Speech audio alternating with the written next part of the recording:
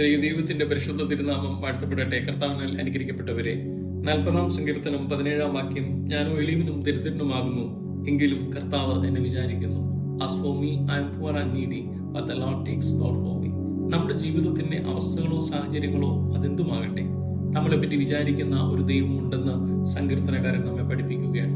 എബ്രായ ലേഖനം 10-ാം അധ്യായത്തിൽ ഈ സങ്കീർത്തനത്തിന്റെ 5 മുതൽ 8 വരെയുള്ള വാക്യങ്ങൾ യേശുക്രിസ്തുവിന്റെ രക്ഷണ്യ പ്രവർത്തനവുമായി ചേർത്ത് വിവരിക്കുന്നുണ്ട്.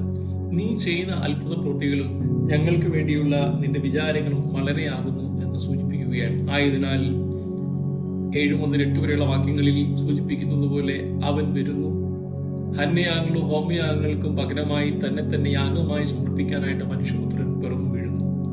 എൽദോ പെരുന്നാളിലേക്കുള്ള യാത്രയുടെ തുടക്കത്തിന്റെ നോമ്പ് കാലത്ത് ഓർക്കുക, ആരും നമ്മളെപ്പറ്റി വിചാരിച്ചില്ല എങ്കിലും നമ്മളെപ്പറ്റി വിചാരിക്കുന്ന കരുതുന്ന ഒരു ദൈവമുണ്ട്, നമ്മളെപ്പറ്റി ചിന്തിക്കുന്ന ഒരു ദൈവമുണ്ട്. The Lord takes thought for me.